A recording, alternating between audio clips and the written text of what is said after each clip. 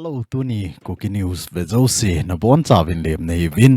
tunia hi Western media langhon na sata in India hin red line na hokal tawi ti a hi India chunga ngo na za chom ho a hin bol luwi ti hi mu a hi in a hi le tu chunga India in ipi red line aga hokala a hi lo le ipi ham achon wal naw chu ti hi he thim na divin hin seuitin aji chu news kiti ho a hi lo le media za chom ho hin ama ho interest a hi lo le ama ho lungdei banga thu a seina ho jong hi tampi a hi in hi chu ho hi he thim lo wa hi le chun ei ho dinga jong hi aboi theina tampi a hi in tu chunga India in red line chan geya aga hokal theya a hi le chun ipi momong aga bol hilawa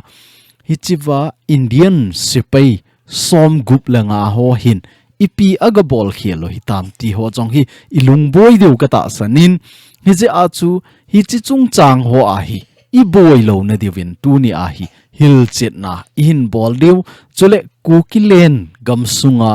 thilso dang ho jong update in bol de wa hi ti chu thum kai to banga iga seo hin tin ngama sapenin hi chi India in India in red line across tai red line a hokal tai red line ti ho hi he thim deu kata sanin mi khat chu hi chalaya boldara loot loading iti a hi le hi chi chu aga hokala hi le nango hi thil thupi hiala chon na hi tawe tia hi chi ho to bang kiseina cho a hin tu chunga jong hi ga beleu chun the times kiti news ho hin ana seina ba cho a hi le India te hin red line across tawe hi chi hi tu chunga India panla na hi akhat veina a hi ta po in hi chi to bang hi India in pan ala jing a hi je a chu tu chung wang hi India in izakai red line thu kipi hiala na ato hi tai ti a hi amoin thu so na bol ve ti hi chu hi chi ipiham ti a hi le tu a hi Russia le Belarus hi de wa hi in Turkey gam kom lai ta Turkey ka tin Ukraine gam kom lai ta Belarus ama Russia le Ukraine boundary a hi in tu a hi Russia le Belarus jong hi nasata ki tho khom lona hita chu exercise abolo a hi war game exercise ho hi abolo a hi in hichina a hi India jong gazau a hi in India in jong hita chu sepai ho mi som gup langa lang he ana sol lut a hi in hichi a sol lut na chunga hi I chan ham khat na India na tup teng ho hi lunghan na do ti ho jong hi mo in chi jong hi ga belo chan the times ho news ma hin India hi email ma a hi ama ho hi neutral jong a hi povin iloi gol jong a hi poi ti ho chan ge ya jong hi aso to hi chi ho bang hi ivet na hi le chun western country ho hin I chan ge ya India chunga hi na ato go na ham a hi lo le India chunga hi I chan ge eng sit na ne yu ham ti hi chiwa hi mo thai a hi in he thei na diu chu tu chunga Russia le Belarus ki gom khoma ama ho hin military exercise abol ju che ti chu gal do dan gal kap dan ho hi gam khat ki tho khom wa khat ne na het na pu do a khat nin jong a het na pu do wa ni ta chu exercise abol khom ju chu ti chu training abol khom ju chu hi chi training abol khom na wa hi Russia le Belarus in jong mi gam dang ho jong anakova ni ta chu participate abol a hi le tu chunga hi chi Belarus le Russia in exercise abol khom na wa chu India ko chu ipi asit na ham ti a hi le hi chi Russia le Belarus in drill abol na ho exercise abol khom na wa hi nuclear weapon ho jong akap diu nuclear weapon kap ding dan ho jong hi chi wa hi ki thim chu na ho jong anei di wa hi ti hi chu nuclear weapon ho chan ge ya kap do na thei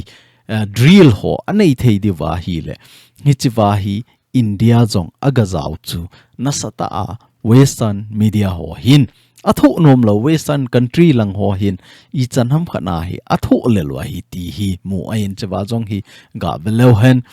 India in mi izat anasolam mi som gup langa anasol hi ni ho jong hi mu hi in hi je a chu tu chunga hi India in red line across ta ve hi chi chan chana hi nang ho jaw angai poi ti ho chan ge hi a save ti ho jong hi mu hin tu chunga Russia le Ukraine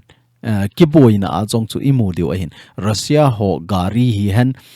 teng ho hi jong le hi chiwa hi jet ki ji hu ipi ki saina ham ti ho jong hi mi tampin ilung thimova question tampi inei deu kata sanin hi chi hin avet sa cha hi le Zapad avet sa hi ti a hi in hi chi ko do na hi ti jong hi mu hin hi chi min vo a chu tu chunga hi exercise a bol chu Belarus le Russia ki tho khoma chu amani hin exercise a bol khomova hi china a hi ama ho friendship country friendly country ti ho ama ho to ki gom khom ho country za chom chom jong hi ana covid ti hi chu hi cha chu tu chunga India in jong hi chi Belarus le Russia in exercise abol khom na dinga hi India in jong air force jong anasol navy jong anasol army jong anasol ngita chu anasola abol khom ji wa chu I chan ham khatna military western military ho NATO ade sana NATO ho hi lung hangova hi chito bang news aza chom chom a hin sova India in red line across tai ti ho chan ge hi ana seido veti a hin a hi le hi chiwa hi koi in participate a bolam ipi bola gamdang tampin participate bola India bohi ki target hamti ga velo hen hi chiwa hi Russia le Belarus chu amani chu ahos ahitai amani chun gamdang ho akova ama ho gama bol ahitai ahi le gamdang ho koi jam Bangladesh ahi in ahi lawala le Congo kiti ho India ahi Iran ho jonga gazaw kite Tajikistan jong jaw aban le Pakistan ho jong gazaw aban le hi chewai North Korea ho jong jaw China ho jong jaw ahin la hi ho momong ki phado lo wai tu chunga hi India momong atu mo ahi ni za chu India agazaw na khel chu India in red line a khokal tai ti ahi ngo na len ta nei ve ti ahin a khoti ai le chon India jong hi gam khang to khat gam kichat khat na hi hung do ahi tai India hi tu le tu ahi developing country growing the fastest growing country khat jong hi ti dan chu gam khan to la a jong hi hat loi khana khang to hi chu hi cha chu western country ho jong hin India akil ha so nge ya India to China to Russia hoi ta ong ki tho wai le Middle East hi han a hi la wai le Middle East a patna Asia lang momong ki khoi thei ta lo ding hi ti pa he noi ngi cha a hi I chan ham khana India su min se na dinga chu tu chunga hi India in red line across ta ve ti a hi thu so zat a hin so wa hi ti a hi in hi china a jong hi US na san in jong a se pei ho hi chiwa hi observer ding in a hin so le ti avel hadinga na avel hadinga jong hi a hin so lovin hi chiwa hi US military ho jong a hi in a hin la hi chi chan ge ya India sei sit na ding le India in red line agar cross na ding ho jong hi I macha di lo hi ti jong hi I ga het thei de wa in se wa hi in news dang a cha zat ki sei jong le athuti ipa chu tu chunga Belarus le Russia ki gom khoma war game ti chu hichiwa exercise drill ho abolwa nuclear weapon ho kap ding dan ho kizil na wa hi US jong observer apang hi in hichi India ke helovin China country Pakistan Bangladesh za chom country som ni lang hi pang hi ti jong hi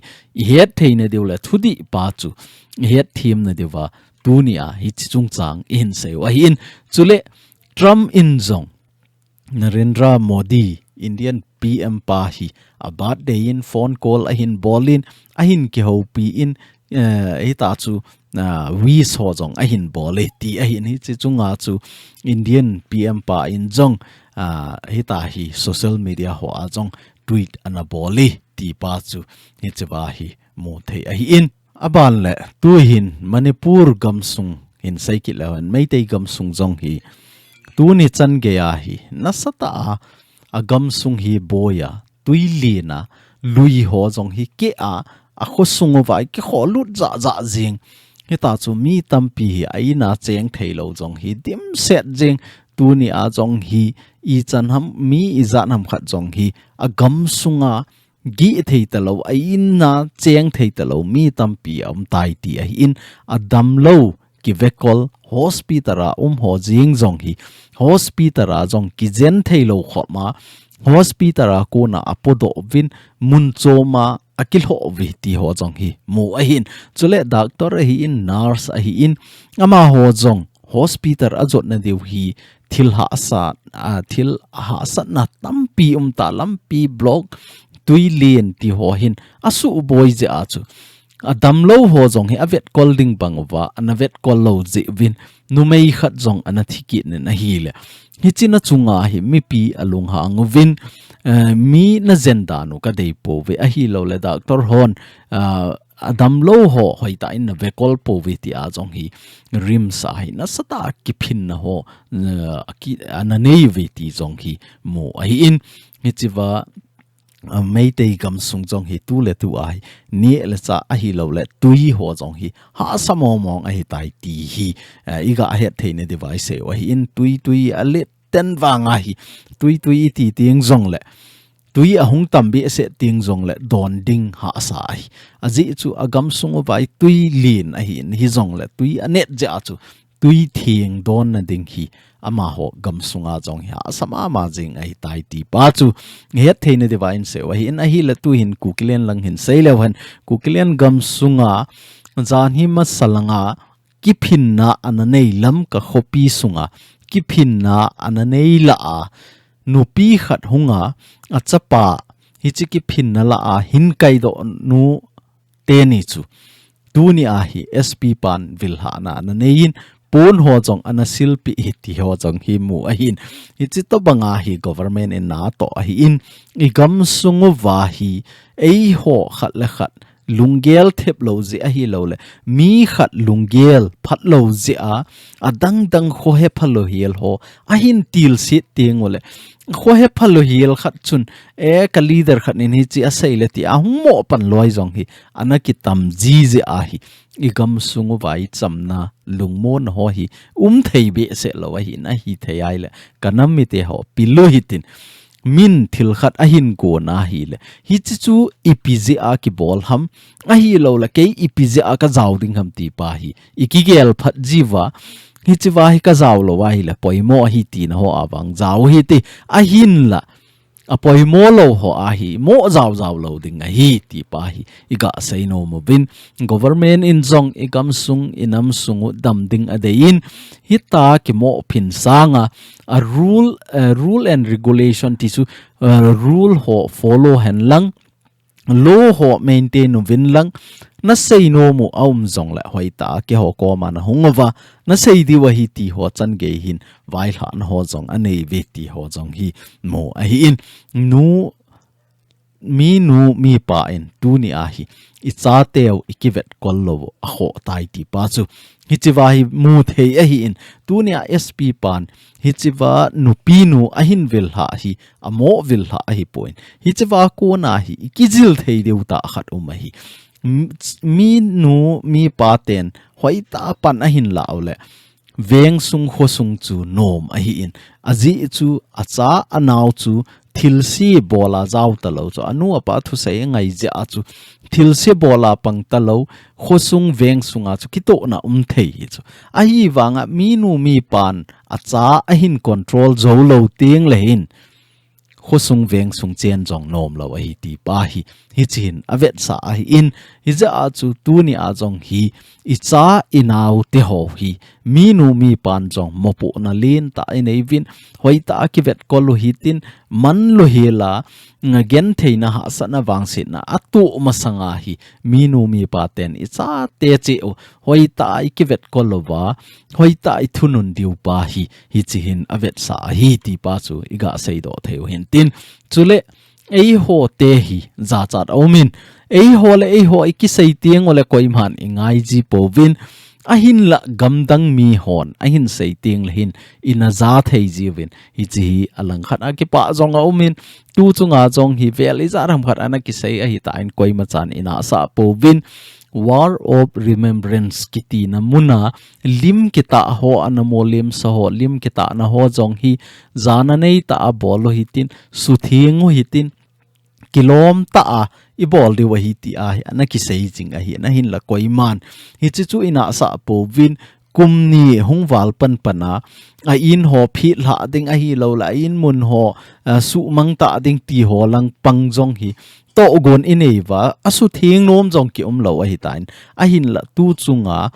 PM modi ahung ding je neu khat in su thing wa hoita in decorate kit nova hoita in zep hoi kit no wa hile mi khen khanin to nop na neya mi khen khanin hita chu nop chen na neya selfie bola aza za na hatu pa lewlawa ga ki kap loi mi kidim set jeng a hitai hi china chunga journalist khanin hita hi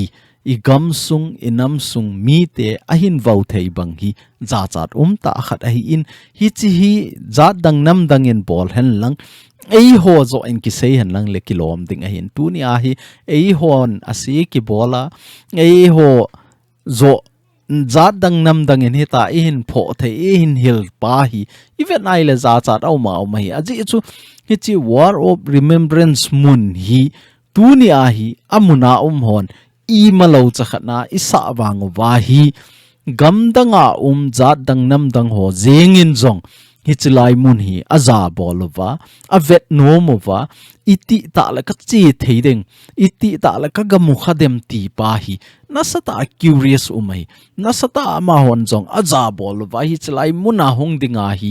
nasata ki got no jong nei jong umai ahin la tu ni ai hon hichilai mun na san ge jong hi hoita ki vetup lo hoita zana nei ta jong ki bolo hi ivet na hi la lainat omin eho le eho ikisai tiengole